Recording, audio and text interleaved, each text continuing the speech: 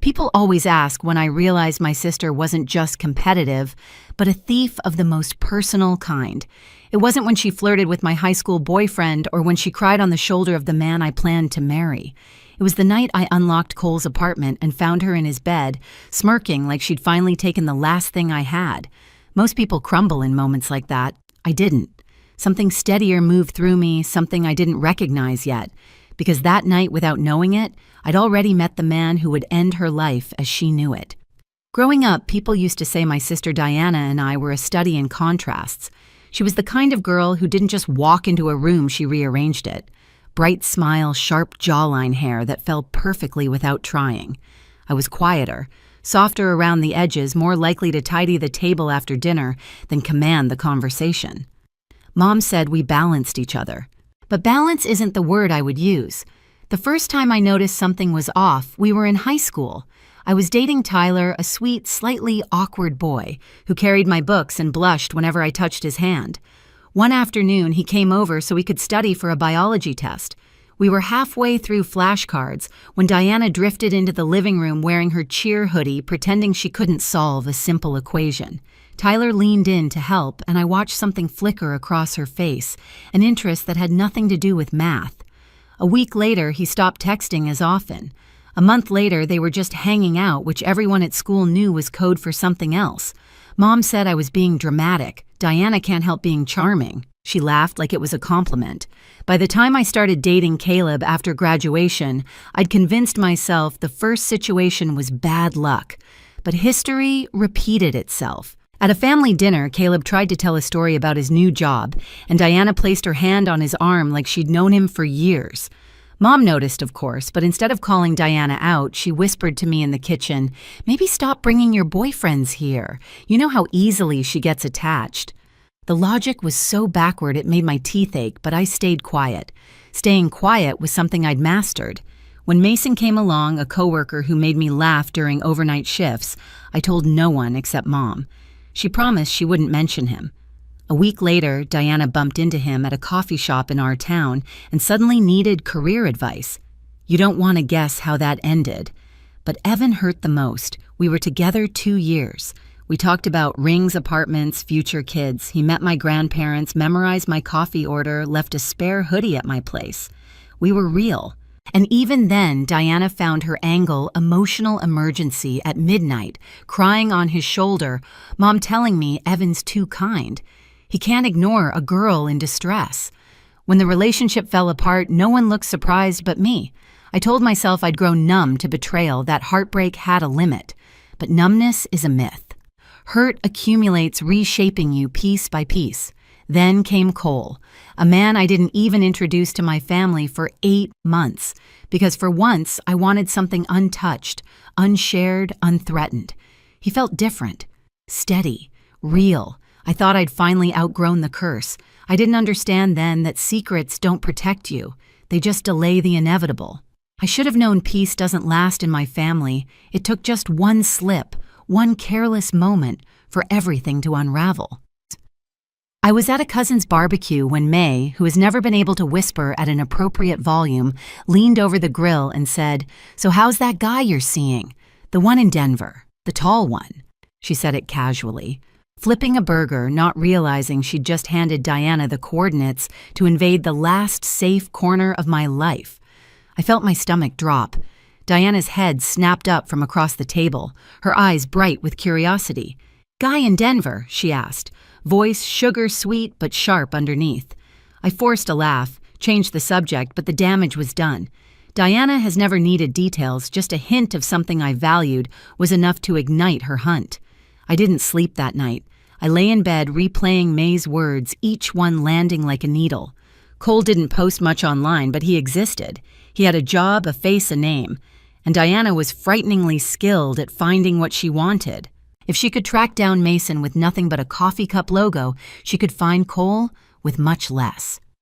For a few days, nothing happened. Cole and I went on dates in neighboring towns, grabbed cheap tacos after his shifts, watched late-night documentaries on his couch.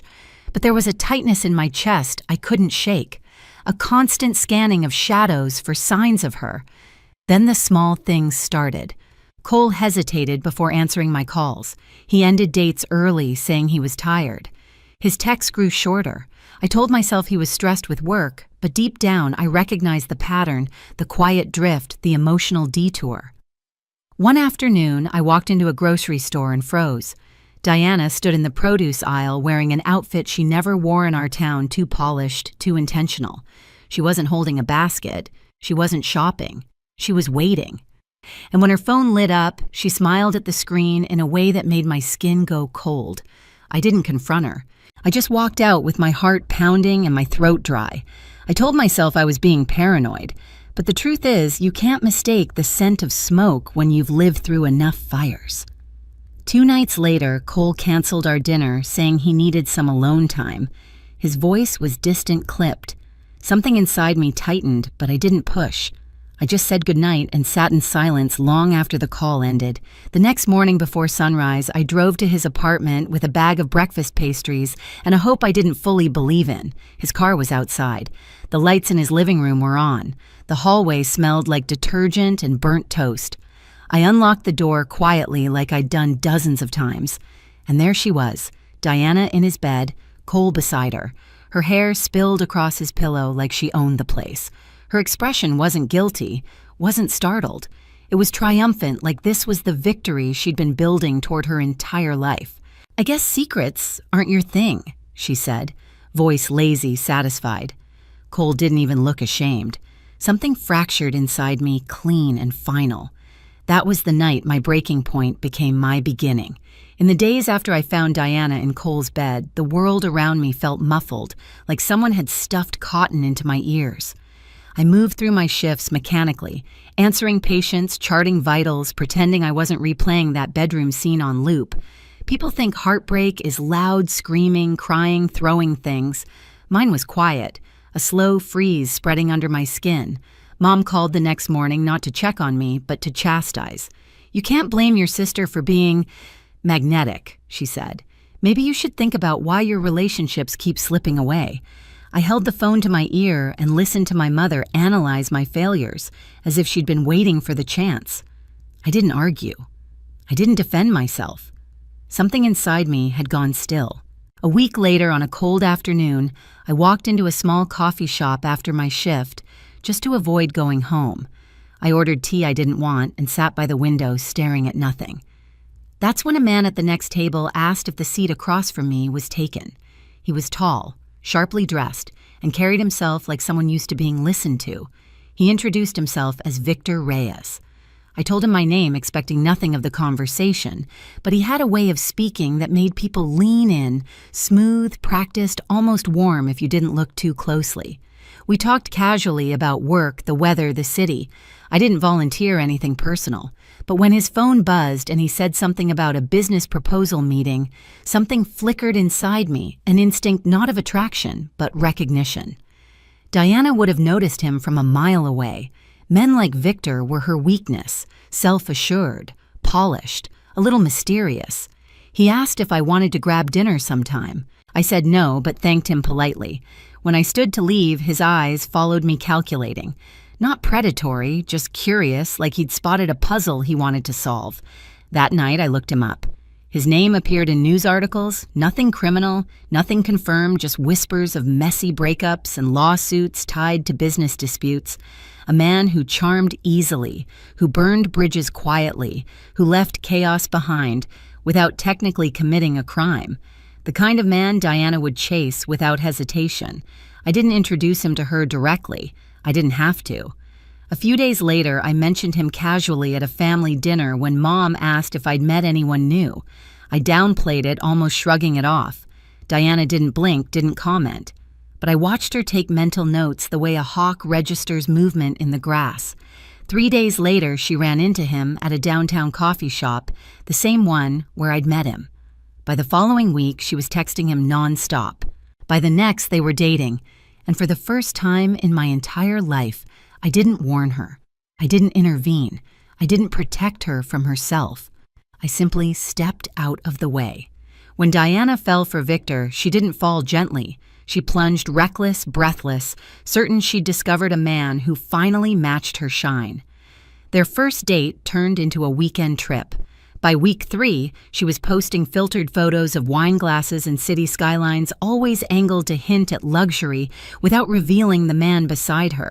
She loved the performance more than the relationship itself, and Victor knew exactly how to feed that hunger. Within a month, she was practically living in his downtown apartment.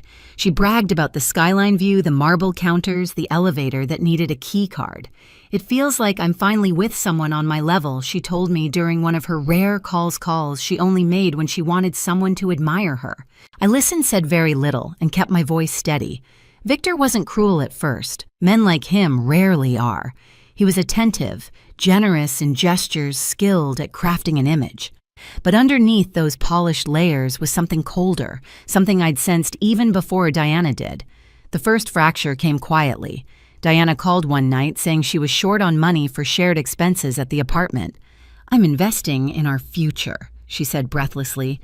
"Victor says it's smart to combine finances early. It shows trust." She said it like she was reciting lines he fed her.